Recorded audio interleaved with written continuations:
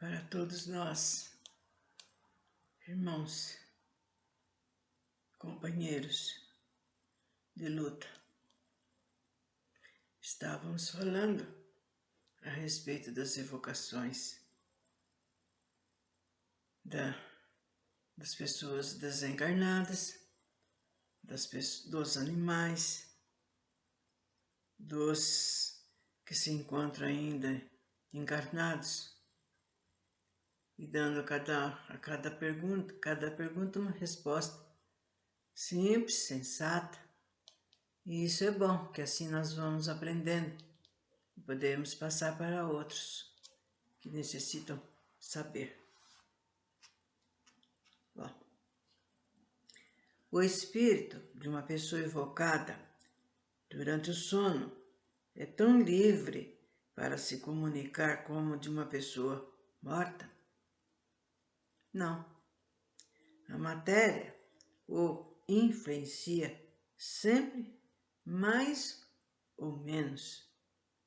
Nota, uma pessoa nesse estado, a qual se dirigiu essa pergunta, respondeu: estou sempre ligada à grilheta que arrasto atrás de mim.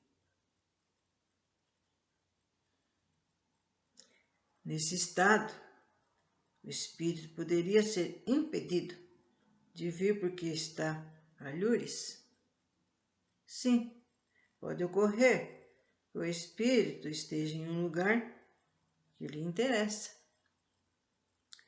É absolutamente impossível evocar o espírito de uma pessoa desperta. Embora difícil, isso não é absolutamente impossível, porque se a evocação bate no alvo, pode-se dar que a pessoa adormeça, mas o espírito não pode comunicar com o espírito, senão nos momentos nos quais sua presença não é necessária à atividade inteligente do corpo. Nota: a experiência prova que a evocação feita durante o estado de vigília pode provocar o sono, ou pelo menos uma absorção vizinha do sono, mas esse efeito não pode ter lugar senão por uma vontade muito enérgica e se existe laços de simpatia entre duas pessoas. De outro modo, a evocação não dá resultado. No caso mesmo em que uma evocação poderia provocar o sono, se o momento é inoportuno, a pessoa não querendo dormir oporá resistência e se sucumbe seu espírito. Por isso estará perturbado e dificilmente responderá. Disso resulta que um momento mais favorável para a evocação de uma pessoa viva é a do seu sono natural, porque seu espírito estará livre, pode vir até aquele que o chama, tão bem quanto poderia ir para outra parte. Quando a evocação é feita com consentimento da pessoa, e esta procura dormir para esse efeito, pode ocorrer que essa preocupação retarde o sono e perturbe o espírito. Por isso, o sono não é forçado, é ainda preferível. Uma pessoa viva, evocada, disso tem consciência no seu despertar? Não. Vós o sois vós mesmo, mais frequentemente do que pensais. Somente o espírito o sabe e pode algumas vezes deixar do fato uma vaga impressão, como num sonho. Quem pode nos evocar se somos seres obscuros? Em outras existências, podeis haver sido pessoas conhecidas nesse mundo ou em outros. De resto, vossos parentes e vossos amigos, igualmente nesse mundo ou em outros. Suponhamos que o teu espírito animou o corpo do pai de uma outra pessoa. Pois bem, quando essa pessoa evocar seu pai, teu espírito é que será evocado e que responderá. O espírito evocado de uma pessoa viva responde como espírito ou com as ideias do estado de vigília. Isso depende de sua elevação, mas julga mais sadiamente e tem menos preconceitos, absolutamente como os sonâmbulos. É um estado quase semelhante. Se o espírito de um sonâmbulo em estado de sono magnético fosse evocado, seria mais lúcido do que o de qualquer outra pessoa? Responderia, sem dúvida, mais facilmente, porque está mais liberto. E tudo depende do grau de independência do espírito e do corpo.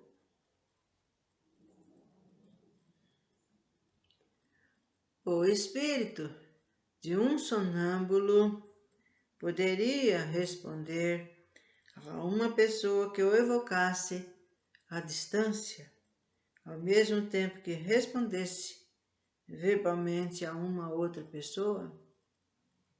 A faculdade de se comunicar simultaneamente em dois pontos diferentes não pertence senão aos espíritos completamente libertos da matéria.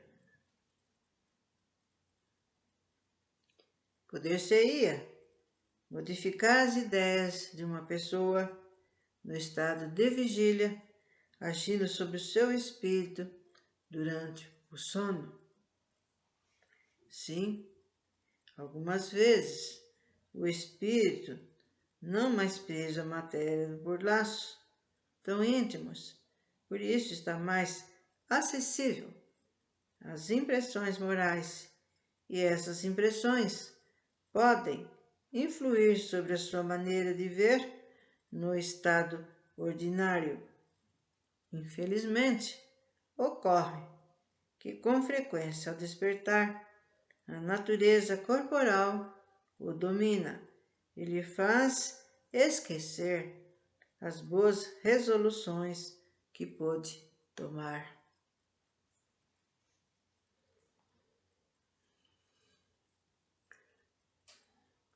O espírito de uma pessoa viva está livre para dizer ou não dizer o que quer. Tem as suas faculdades do espírito e, por conseguinte, seu livre-arbítrio. E como tem maior perspicácia, é mesmo mais circunspecto do que no estado de vigília. Poder-se-ia constranger uma pessoa evocando-a a dizer o que gostaria calar? Disse que o espírito tem seu livre-arbítrio, mas pode-se dar que, como espírito, liga menos importância a certas coisas do que no estado ordinário. Sua consciência pode falar mais livremente. Aliás, se ela não quer falar, pode sempre escapar às importunações indo-se, porque não se pode reter seu espírito como se retém o seu corpo.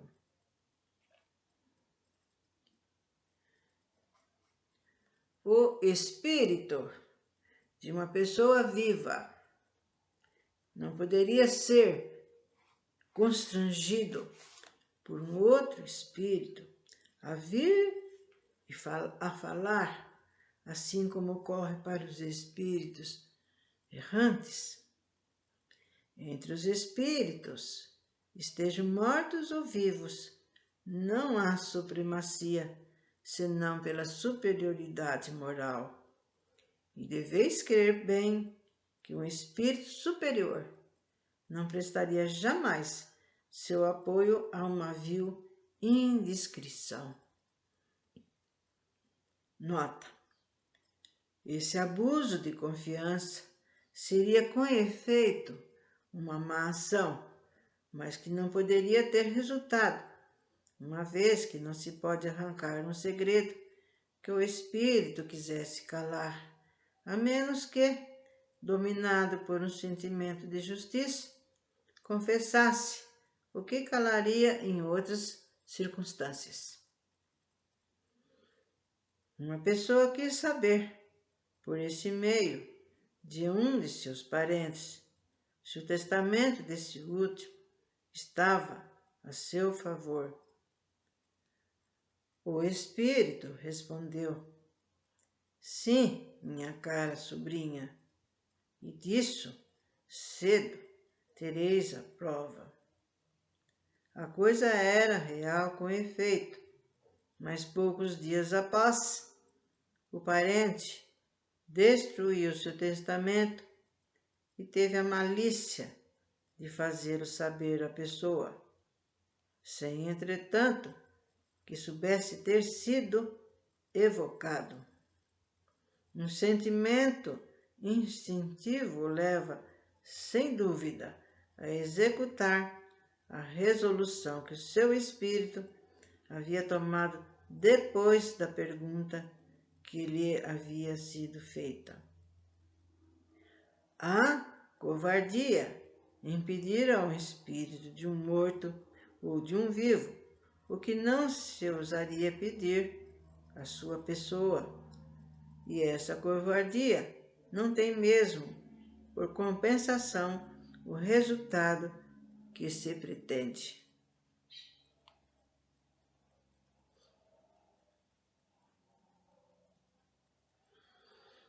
Pode-se evocar um espírito cujo corpo está ainda no seio materno? Não. Sabeis bem que, nesse momento, o espírito está em completa perturbação. Nota: a encarnação não tem definitivamente lugar no momento em que a criança respira, mas desde a concepção. O espírito designado para animá-la está tomado de uma perturbação que aumenta a aproximação do nascimento. Ele tira consciência dele mesmo e, por consequência, a faculdade de responder. Um espírito poderia tomar lugar de uma pessoa viva que se evocasse. Isso não é de se duvidar e ocorre muito frequentemente, sobretudo quando a intenção do evocador não é pura. De resto, a evocação de pessoas vivas não tem interesse, senão como estudo psicológico. Convém abster-se dela toda vez que não possa ter um resultado instrutivo. Nota: se a evocação de espíritos errantes não dá resultado sempre, para nos servirmos de sua expressão, isso é bem, mais frequentemente para aqueles que estão encarnados e, então, sobretudo que os espíritos enganadores tomam o seu lugar. A evocação de uma pessoa viva tem inconvenientes? Não está sempre sem perigo. Isso depende da posição da pessoa, porque se ela estiver doente, poderá aumentar-lhe os sofrimentos. E por aqui, caros amigos, vou parando para voltar outra ocasião. Que a paz esteja com todos nós.